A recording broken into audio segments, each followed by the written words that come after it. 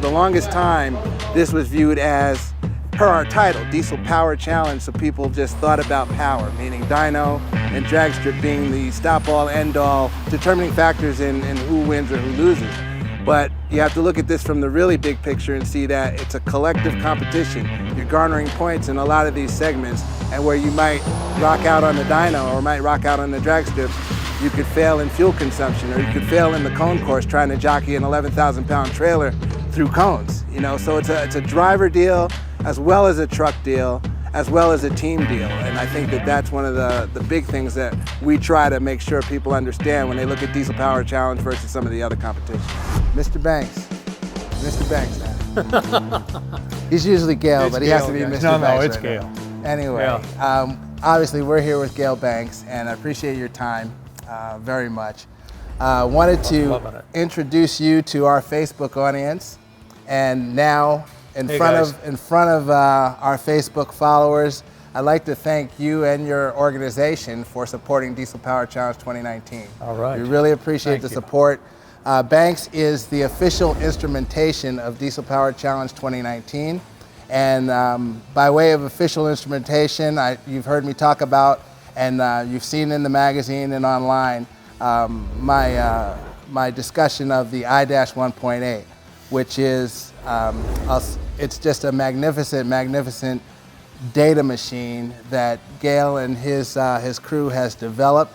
I've been working with it with our 2.8 liter Duramax powered Chevy Colorado, the 16 Colorado, that's Crystal's truck. And honestly, I've been putting this thing through some paces, and if you're a data geek, it's a data geek's paradise, really. It's actually a horsepower and torque geek's horsepower paradise. and torque geek's paradise. Yes, it is. It does. Yeah. It does amazing things as far as presenting information. Kind of what we did was we took all the data logging we do in the engine dyno cells, and we put it in the truck.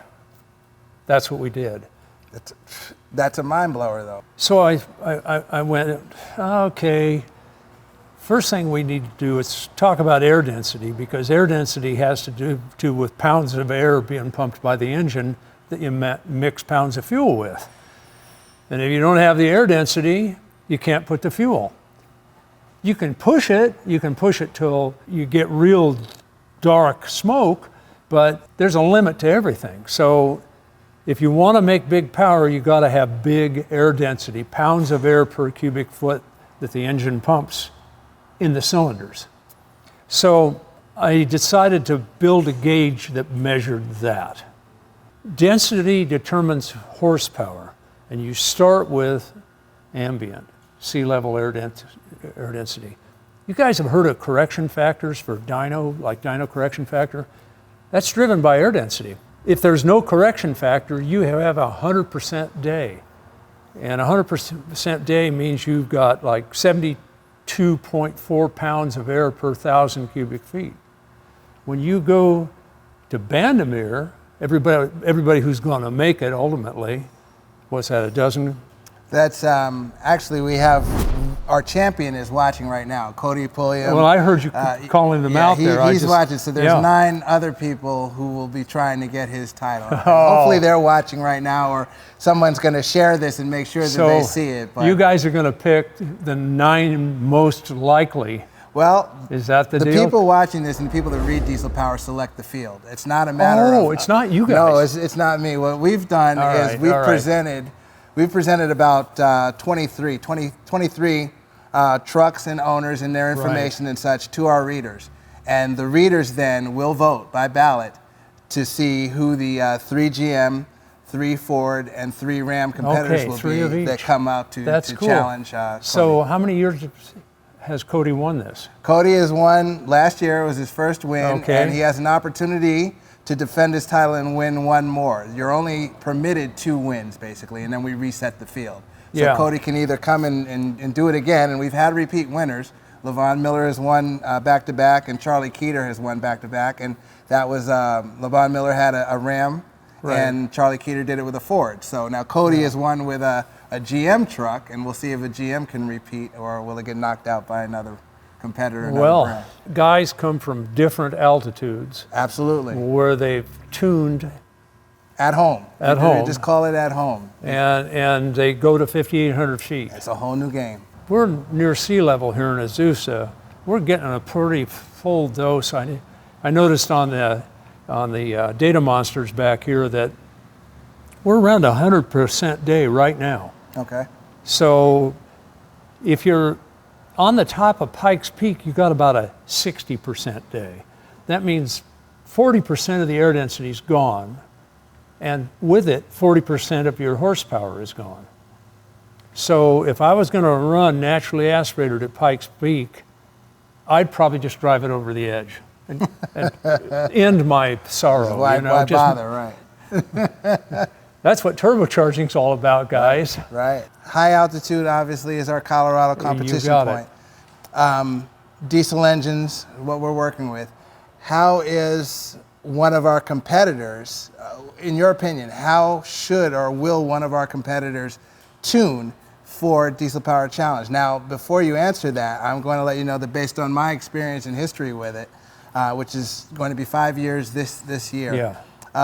You know, I've seen competitors basically come into the area with their at-home calibration. Mm-hmm. Okay, and their at-home calibration, doesn't perform as well as it does at home when we get to Denver. And this is across all of the segments. I'm not just talking about on the dyno. I'm talking about when they have to drag 11,500 pounds to the 8th mile as fast as possible. And even in the fuel category, the fuel consumption category, there's variances in the way a truck performs.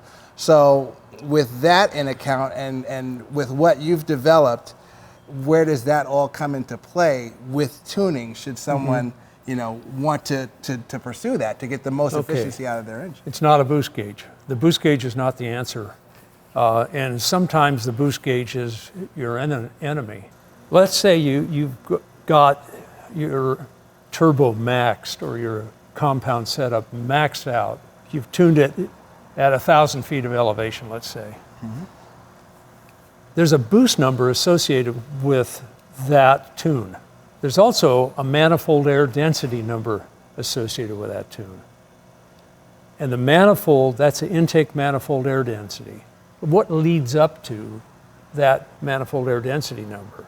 Well, it starts with ambient air density, and then you use a density multiplier, which is called a turbocharger. Could be a supercharger. You Mustang guys know about the supercharger. Who's a Mustang? Look at him. What Mustang? You see a Mustang guy? Yeah, this guy ran a Mustang magazine. I'm outing him. Your manifold air density times the CFM that your engine's pumping at whatever RPM you max it at, 4, 5, 6, 7,000 RPM, whatever it is, determines the mass flow of air. And then you put fuel mass with that to make your power. If you go to take that 1,000-foot tune and you've got the turbos kind of pushed to the edge and you go up to 5,800 feet and try to maintain the same boost number, you may cough a turbo because you're pushing them off the edge of the map to the right and going into no man's land. You're overspeeding, you're over-temping the air, and if you've got the same charge air cooling and you're trying to maintain that boost number at 5,800 feet, it's trouble. It could be big trouble. It's trouble. Yeah. Here's the things that happen. To maintain the boost number, the turbos have to go up in shaft speed.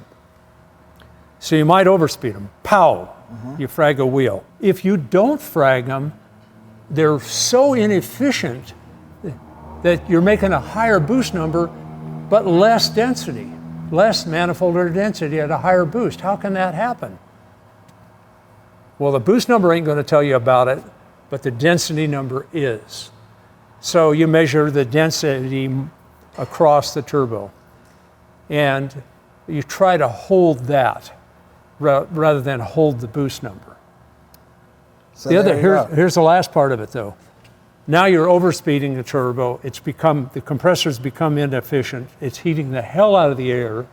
Yeah, you got the boost number, but you got super hot air. The intercooler does what it does, but it's not enough in most cases. So you end up with real high temp intake air as well, higher than you want. You go rich, now your EGT goes for the moon.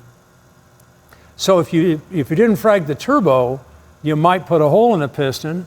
And I don't want to leave this out, to get to that high speed, to try to achieve that boost number, your drive pressure is going for the moon.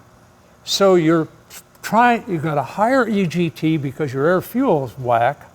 It depends on whether you have full mechanical injection or EFI, electronic fuel injection, where your injection calibration is trying to help you with it. Right. But the fragging, overspeeding the turbo, making the hot air, screwing up the air fuel ratio, having the EGT go for the moon, and the turbine drive pressure going up, keeping that temperature in the engine, all of these are what I call failure modes.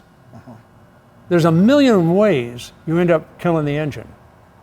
If you watch the density and pull back some fuel, I know nobody wants to pull fuel out.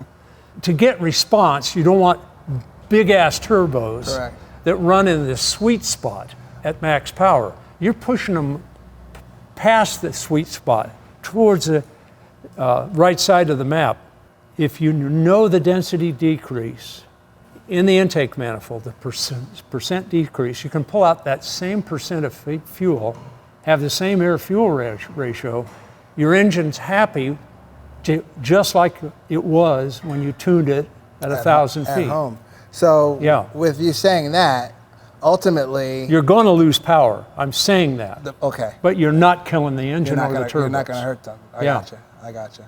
Now, determining this, what I'm getting at is we'd like to take the device and take iDash and then the AirMouse. And the AirMouse is basically, we have it right here. I'm going to just use this. This guy. We put the iDash, as I said, in Crystal's, Colorado. Which is one of these. And basically, this device installed in the Colorado or any OBD2 vehicle is sampling and taking information from the ECU primarily. And that includes the air samples and the air values all come out of the ECU into the gauge through the OBD2 port. Today we installed an AirMouse. We installed this in Crystal's truck, and this, tiny device basically is absolute atmosphere. I have no better way to put it. This is your complete weather information system that then talks to the gauge and doesn't give you anything by way of the processor. It gives you information by way of what this says. So what I'm getting at is this little small device right here is extremely powerful, and its ability to sample and collect information. Now, what I'm getting at with Diesel Power Challenge and what we'd like to do is, through Banks being the official instrument of the competition, outfit all of the competitors' trucks with these devices. And with these devices, collect data, collect information that can be used to help your tuning, competitors' tuning, and we'll also have Gail or some of his personnel there to help you understand what's going on with data and how you can enhance and make better your truck for the competition. And that's not just for the dyno. That's for the all-encompassing, all the segments that involved using the truck. Yeah. Even the horsepower can be predicted using this setup. So the AirMouse. This is an ambient air sensor. So right now, it senses temperature, absolute pressure, and humidity. This goes in the nose of the vehicle. And if you're looking for a place to put your cold air inlet in the nose of the vehicle, the best place to induct the air off the nose, this thing will help you find it. You can put it various places, and find the best ram air, cold ram air. I understand. And So- with that said, typically in probably 10 out of the 10 competitors' vehicles, the cold air induction will be sitting on one side of the fender or the other at the top of the engine compartment in most cases. That might not be, per whatever this says, might not be the most efficient spot for gathering that, Okay. that air. In my Suburban, this is a gasoline burner, 8.1 liter O2 Suburban, 3/4 ton 4x4. Gasser. But under hood temperature is the enemy of air density. Absolutely. Can't the guys put the filter outside? Or you put the stack through the hood? Okay. Put the air intake through the hood. Don't put it where it's hot. That's anti-horsepower right there, anti-torque.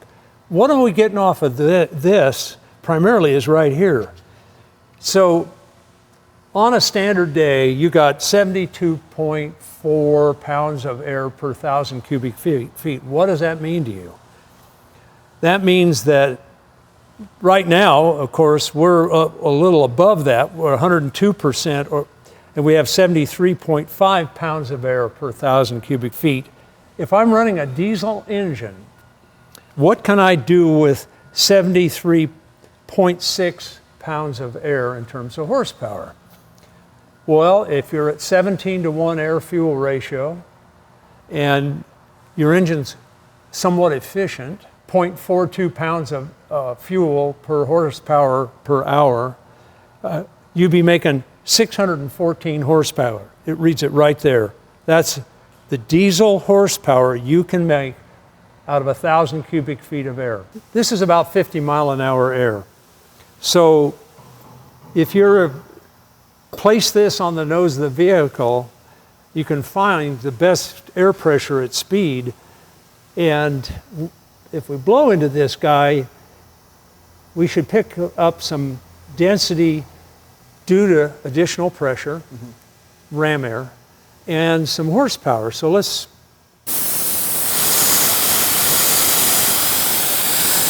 There you go.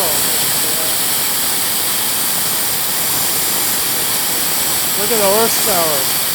Yep, the horsepower climb. So we were 637 there? 643. 643. That was a peak, 643. And with that was 50 mile an hour ram air, increasing the density and picking up 30-some horsepower. Here's another one.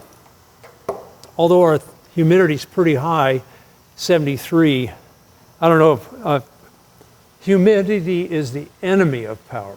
Water vapor in the air crowds out oxygen per cubic foot. I don't know if my breath is more humid than 75%. Full of hot air, is that what you're saying? You said it, I didn't. Well, you should see the temperature go up and the humidity. So the temperature right now is 64, the humidity 78. Just talking towards this, it's picking me up. 80%. Wow. Wow. Horsepower dipped a little, humidity went up. Yeah, it went up. Yes. Density came down. Yep. Sensitive little mother. Yeah, it is. Yeah. Mm-hmm. What's cool about these gauges is you can set up different screens, or pages we call them, up to 5 different pages. Here's 4 pages here. You could have all 4 of these pages in one gauge and you just flip through them. Just go through Yeah. them. Now, This is a data log off of the KJ's truck, by the way. Mm-hmm. We went out and let's- we installed the AirMouse, and then there's a pretty cool little test facility not far from Banks We're here. cheating And, now. we went out to the test facility and made a few hits, and it's really simple to data log with the iDash. It's really just a matter of pressing one button to start it, the same button to stop it, record your data, and then come back, and it's on a little micro card that fits into the gauge right here. Yeah. But we did take some values, and Gail, if you want to kind of go over, I will walk you guys through this. that'd be cool. So they went out and legged it through a couple of gears. So what we've got here is the time right there into the data log, and this is about a 20-second data log. This is the manifold air density in the intake manifold in percent. This is the boost air density, and this is the ambient air density. So if you take the ambient air density, add the boost air density, you get the manifold air density. You can make changes like to the turbocharger or the intercooler and know whether what you bought improved it or didn't improve it. Like I just bought some billet wheels for a small block Chevy twin turbo that's in dyno cell number 1 right now. Billet wheels, I bought billet wheels. One was extended tip and the other one had the vanes coming further towards the inlet. And then I had stock wheels. And we're using this stuff, we actually found the density was less at the same boost with both of the billet wheels. Well, the density was less because the temperature was higher. In other words, the billet wheels were less efficient than the stock wheel. Ones. So the Yeah. billet wheels aren't very good, but you know. Well, but a lot of billet wheels are probably real good. These two weren't. Those weren't. Yeah, exactly. it kind of, just because a guy has a 5-axis machine and knows how to write the code, you know, the master cam or the Gibbs cam or whatever, doesn't mean he knows how to design a compressor wheel. Here we have the selected gear, whether or not the torque converter is locked. Here's the RPM. Here's the speed of the vehicle. Here's the oil pressure. Here's the manifold air temperature in the intake manifold. Oh, we've got the trans temperature on here. Here's the boost pressure. And these are So- your OBD2 values, or you know, just basically what the processor is collecting. This is all off the bus, the diagnostic bus in that truck, plus the AirMouse. That's it. That's all the sensors we're using, because there's a load of data that you don't see on the instrument panel. We have the CFM, the engine is pumping. This is the CFM pumped by the cylinders. The density of each cubic foot pumped by the cylinders determines the power. We have EGT. Now this EGT, I think, is after the turbine. Okay. It's a stock sensor that's on the truck. I looked at the list the other day of what can be displayed on these DataMonsters. There's almost 600 different readings. That's crazy. Honestly. That's insanity. Now, And one of them, which is brand new, I just filed the patent on Friday, is intercooler efficiency. People talk about intercooler effectiveness. That's the ability to pull out heat. But you got to combine effectiveness with pressure drop. If an intercooler brought the boost air down to the cooling air temperature, or the boost air down to the cooling water temperature, that would be 100% effective. right. If an intercooler did that with no pressure loss, that would be 100% efficient. Efficiency, in my entire career, I've actually been corrected by Hugh McGinnis years ago, famous turbocharger designer. Hugh corrected me one day. I started to talk about intercooler efficiency. He says, no, that doesn't apply to an intercooler. That term is used for compressors. Intercoolers, it's effectiveness. And all these years I've been going, you can compute intercooler efficiency. Why don't we do that? So we started doing it, and then I thought, if I put it on the gauge, we could actually monitor that and determine if I got this new thicker intercooler, or I got, you know, whatever I spent $1,500 for, is it better or not? Right. Measuring efficiency tells you that. We're going to be up there. I intend to be there. I want to show you guys how we develop a turbocharger, how we develop an intercooler. Those are the two things that'll add air density. That's their job. It's not just pressure, it's cold pressure. Given what this will give, you know, tuners and calibrators, I guess they can take information and make what those guys, and again, we have Yvonne Struve, who's also entered, if she gets selected, make those competitors as the best they can be before they go to Denver. Right. And what we'd like to do, ultimately, again, is have the gauges in each truck so that data can be logged. And then, and I guess we're specifically that's another thing that's cool. You know, we're specifically talking about MAD in this case too. Yeah. You know, that's we're talking about being manifold air density, manifold air density, and being mad men and mad women. That's but ambient air density add plus boost air density bad. So how bad can you be? How is bad really can you be? Who's the baddest? Yeah.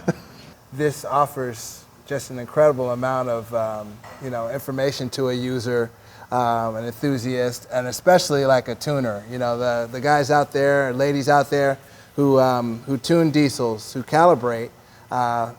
It's one stop right here. This is a truth gauge. It's an anti-bullshit meter. The truth will set you free, and it also hurts quite a bit. So you make your decisions that way. But anyway, Gail, I want to say thank you very, very much for your time, first of all, and for your friendship and the help that you give Diesel Power. It's tremendous. And I hope everybody out there appreciates this as much as I certainly do. And we look forward to having you at Diesel Power Challenge. I hope that you enjoy the event, and we continue a partnership in that as well. Well, I'm looking forward to seeing some friends up there. Yes, sir. Yeah, and making some new ones too. Absolutely. Thank you very much. All right.